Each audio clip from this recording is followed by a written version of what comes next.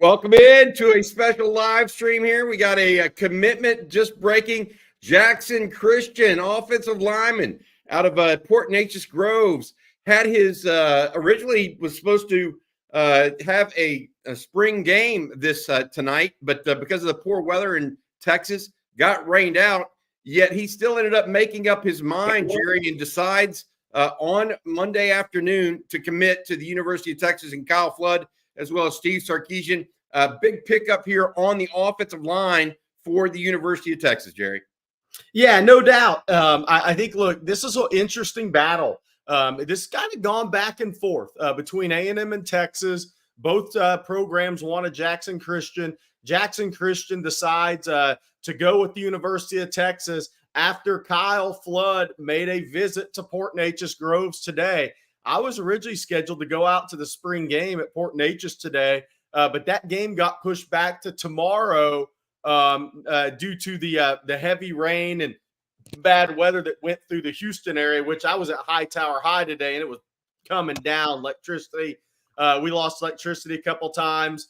Then that weather moved through the Port Neches Golden Triangle, so they canceled that spring game. Or not canceled it. They bumped it back a day. That weather's now in Louisiana. But Kyle Flood went ahead and went down there today, which we had been saying was going to happen. We've been saying, let's watch for Jackson Christian in this timeline.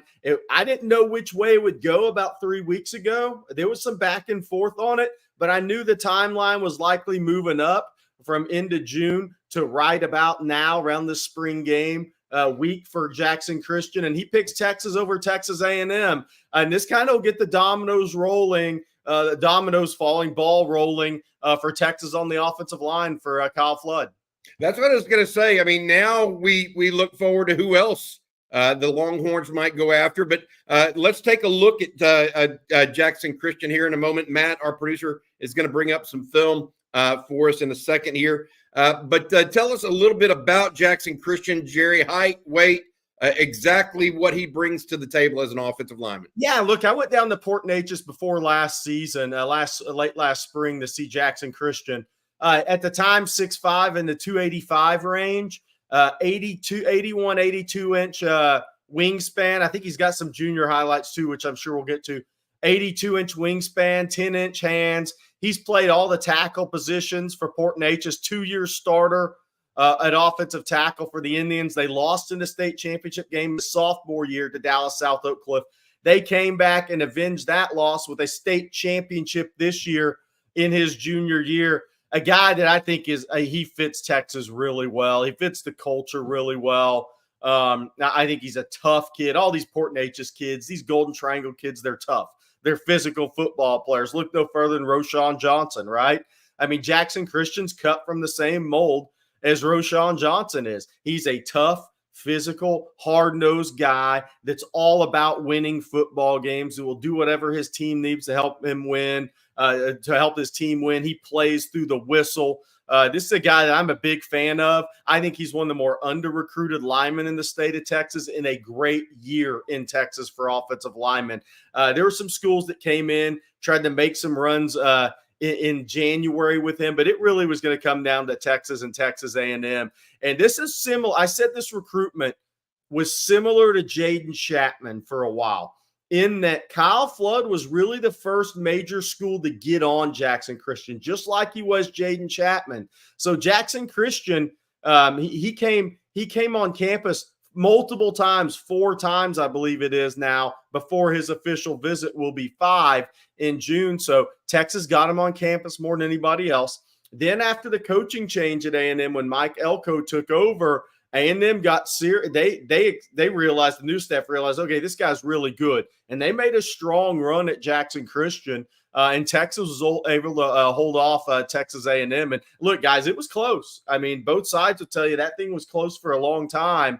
This is a big win for Texas, and it really gets that ball rolling on the offensive line class in 25. Kelly Horns up. What position does he project at? I think he's an interior lineman guard. Bobby, I don't know about you, but I think that's the thought with the colleges. Ski Breck, how big are his hands? 10 inches at least. Here's my thought on this, Jerry. Is Longhorns right now trying to find somebody, or just trying to continue the rollout of premier offensive linemen and trying to keep that. I don't want to say class of beef. What would you call it? Pancake factory. Yes. Rolling. Right. And the reality of it is that it takes guys like Jackson Christian to get it. He becomes the 7th commitment for the Longhorns in the class of 2025 as well. The first offensive lineman. Jerry, we talked about offensive linemen as a whole. How many do you think Kyle Flood and guys take? Are we thinking 4 to 5, possibly 6 this year? What are the scholarship numbers look like in your opinion? Yeah, I think it's definitely a 5-man class and could push the 6. I mean, we'll see. This is the class you'd want it to be 6 because it's a tremendous year in state. And Texas also is in on a couple out-of-state guys. I mean, Nick Brooks, Texas is doing really well with Nick Brooks out of Cedar Rapids, Iowa, John F. Kennedy High. But look, you just look around the state of Texas, and it's absolutely loaded on the offensive line. I mean, Michael Fasusi obviously is the big name out there. Then you have Lamont Rogers at tackle. You have Jordan and Devin Coleman, right? You just kind of go down that list. Tyler Thomas, really good player at Dickinson as well. So, I mean, look, this is a deep offensive line year in the state of Texas. Texas can also go out and attract guys nationally. And that's what Kyle Flood continues to do, and this Texas program continues to do. So I'm looking at 5 for sure, outside shot 6. It's very interesting watching these highlights. He gets to the second level and latches on almost intuitively, Jerry. Now, he plays a lot of tackle. He's played guard as well. But the thing that I think P&G known as a running team, by the way, and he has been a clear plus in that department for them. But you're seeing a little bit of pass setting here, but it's a short step. It's not a true kick step. You're asking what position? Certainly right tackle or one of the interior line positions is what it looks like right now. I'm not sure he has that super long wings, like Kelvin Banks, like wingspan. You know what I mean, Jerry, to make that left guard or left tackle transition. But one of the best in the country. You mentioned same high school as Roshan Johnson, young man out of Port Neches Groves that played quarterback for the Indians back in the day as well. All right, we're going to take a couple of other questions from the audience as well. Talk a little recruiting now that we have the opportunity, Jerry. Where do we have a feel for where he ranks nationally right now and that sort of thing? Because I know it's early still for some of the major services to put out their recruiting rankings until after the spring evaluation period. But what are your thoughts right now? Yeah, I think he's a low 4-star guy for me. I've said it before. I think he's an underrated guy nationally. Look, he just the way he handled his recruitment, right? He didn't do interviews. He just posted commitment. No edit, doesn't go through all this. He's not a camp guy, really. He's just a guy that goes out and plays football and works at the game. I mean, that's what he is. He doesn't care about the rest of the stuff. He cares about academics and he cares about football. He's a guy that, when I've talked to him before, he has never once asked, hey, what's my ranking? A lot of kids do. He doesn't even ask. He doesn't even care. That's just not how he's wired. So he's a high 3-star on the recruiting industry. I think he's a 4-star kid. I think his ranking will adjust to that probably his senior season. So we'll see what happens with that. But look, I think he's a really good prospect. And look, there how many offensive linemen do Texas and Texas A&M truly battle on? Yep, absolutely. Hey, what does this do with the recruitment of John Mills, young man out of San Francisco? Is this duplicative, or are they just 2 guys that Texas really wants? Yeah, 2 guys that Texas really wants. I think John Mills could play right tackle, could play guard. I think Texas still leads Washington there. We'll see what happens. But yeah, different guys. Like I said, we're looking at a 5-man class, maybe even push it to 6. So I don't think they have anything to do with each other. John Mills is the guy that Texas really, really likes and wants. Sark After Dark also commenting another state champion for the Longhorns because Jackson Christian won one with P&G. Jerry, talk a little bit about that, because that winning culture obviously does play a role in what attracts even a Kyle Flood to Jackson Christian and a Jackson Christian in Texas now that Texas is winning. Yeah, look, I mean, here's the thing about Jackson Christian is when I was down there last year and I talked to Coach Joseph, the son of Gary Joseph, obviously won a state title in his second year, got to a state championship in his first year at Port Neches Groves. Obviously, he comes from a winning family. He told one of the things he told me about Jackson Christian is kid's a winner. He's just one of those guys, right? So he's one of those guys that you lean on in the fourth quarter of games, who can lead an offensive line, who can be a vocal and lead by example type of player. He may not have a voice on social media and in recruiting, but he certainly has a voice in a weight room, right? I mean, he's one of those guys. So yeah, I think it goes into everything that is recruiting in this program and Kyle Flood's looking for. I think Jackson Christian is an academic, athletic, and culture fit at Texas. I think it was a really good take by the Longhorns. Yep, good stuff, Jerry. All right, a couple other questions here, Jerry. Daniel wants to know over under on commits for the rest of May. We only have 17, 18 more days left. What are you thinking? Yeah, so look, this is the one that we'd kind of been pointing to. We had said a number of times here or on ontexasfootball.com. If you're not a member, not a better time to go to otf.com, be an OG member. $20 off annual subscription, $39.95. We've been saying this for a while. This is a guy that we kind of wondered if he would come off his timeline. So this is one we've had pegged for a while. Does this speed up the process for any other OLs? We'll see, right? I think that's something that's fair because once the ball starts rolling, right? I mean, guys start to look around at numbers. So we'll see what happens there. I still think the majority of these recruitments are going to go through June.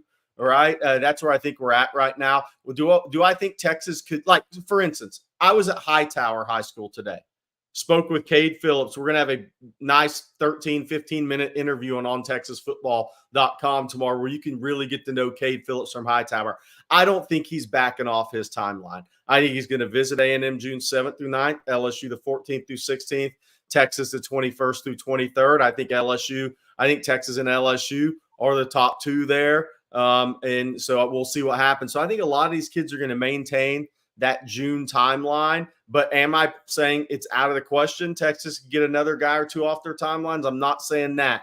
But right now, I don't have one I'm ready to throw out there like we were Jackson Christian the last 2 or 3 weeks. I'll tell you one, Jerry, and he announced he's going to make a decision on May 29th, and that's James Simon. Yeah. The running back out of Shreveport. Yeah. So watch for that one. And I tell you what, that's going to be big for the Longhorns because if you look at it, that apparently is the other running back recruit that they want to join Ricky Stewart out of Tyler's Chapel Hill High School. And look, James Simon only has one official visit set right now. It's Texas, June 21st through 23rd. So yeah, right now there's not a lot of what would you call that? Intrigue around that recruitment. But you know what? Tashard Choice does a good job of making sure of that. Yeah. That's kind of his whole MO. He wants to be the guy that's out there going at it, talking to him. And I think that Longhorns off to a good recruiting start. Now it's 7 commitments, Jerry. This now makes 4 in-state guys. Yeah. And 3 out-of-state guys. The in-state guys, Lance Jackson Christian as well. Ricky Stewart, and then there's one other, and I'm forgetting off the top of my head here. Who was the other one? Elijah Bo Barnes. Yeah. That's 4. And then you have Emory Winston, KJ Lacey, as well as Brandon Brown out of O'Galley, Florida. That's 7 total, Jerry. 4 in-state. Remember, we started off with 3 out-of-state guys. Now Steve Sarkisian making the move on in-state guys. Yeah, no doubt. And look, I think the thing is they got a lot of those kids on campus in January.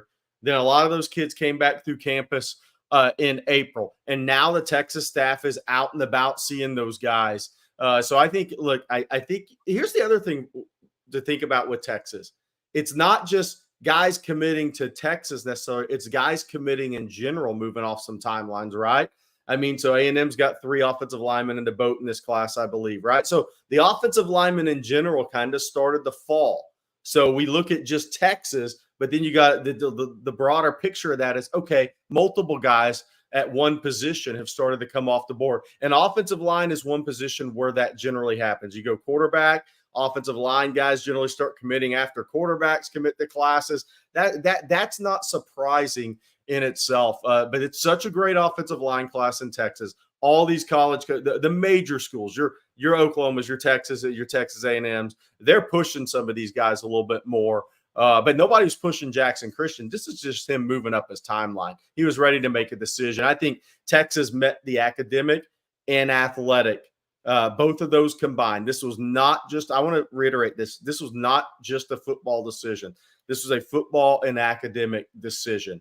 I think the football part, Texas was always the favorite there, and I think the academic part fell in line with the football part, and that's why Jackson Christian picked Texas over Texas A&M. All right, before we wrap up here on this special edition of On Texas Football, Jackson Christian Committee, how about this comment from Kyle Vachoska? Good evening from the hospital, where my wife just gave birth to our fourth child, which means 9 months ago, Texas beat Bama. Hook 'em. You gotta love it. You gotta love it. Congratulations to Kyle. All right. Anything else you want to add before we get going here, Jerry? Nice pickup for the Longhorns. Kyle Flood, offensive line recruiting now, getting the numbers moving. Yeah. So I think, look, let's kind of break down offensive line recruiting here for people. So Jackson Christian in the boat. So let's kind of lay out where some of these other guys Texas is looking at, where they kind of fit positionally. Jackson Christian, interior offensive lineman. Okay. So that's what we think with Jackson Christian. Then there's Devin Coleman at Cedar Hill. He could be a center. He could be a guard. So could there be a center in this class? Maybe. Quite possibly. I think Devin Coleman's best position long-term is center. Then you have John Mills and Jordan Coleman. Those guys are kind of swing guys who could play a tackle, could play a guard. So if both guys ended up in the same class, probably one guy is a right tackle, one guy's a guard. Both those guys would be tremendous guards, right? Then you have Lamont Rogers and you have Michael Fasusi, true tackle prospects. Then you have Nick Brooks, who I think is kind of that right tackle guy as well. And then you have Tyler Thomas, really good player at Dickinson, who's an interior lineman as well. He's a guard as well. So Texas has one guard on the board, probably have a spot for a couple of those swing guys who could be a right tackle, could be a guard, couple of tackle spots, and maybe a center spot for a guy like Devin Coleman. I think that's a pretty good breakdown, a picture of offensive line recruiting for Texas. Tyler Thomas very much in the picture as well. It's a tremendous offensive line year, guys, in Texas. If Texas, Texas A&M, Oklahoma, LSU, if they don't get solid pieces from the state of Texas this year, they just missed on guys. Well, tell you what, Longhorns didn't miss today. They pick up Jackson Christian, big offensive lineman out of Port Neches Groves High School. He has committed to the Longhorns, former state champion, as well as coached by one of the better coaches in high school, all of high school football these days in the state of Texas. So for Jackson Christian, hook 'em, bud, to you and yours. Thanks for everybody for watching. Jackson, best of luck to you and the rest of the way. Jerry, thanks for your time tonight on this special edition. Again, Jackson Christian out of Port Neches Groves is your newest Longhorn, giving the Longhorns 7 verbal commitments. Can I say one other thing? Yes, go for it. I think one thing I don't want, I'd be remiss if we didn't point this out. I think the Golden Triangle is a very important area in recruiting for Texas. I think kids are tough, physical, rugged players out of the Golden Triangle. You think back, Roschon Johnson was that. Jackson Christian and were cut from the same mold. You think back to Earl Thomas. You look at Ty Anthony Smith. You kind of go down the list of guys from the Golden Triangle. I think it's very important recruiting area for the University of Texas.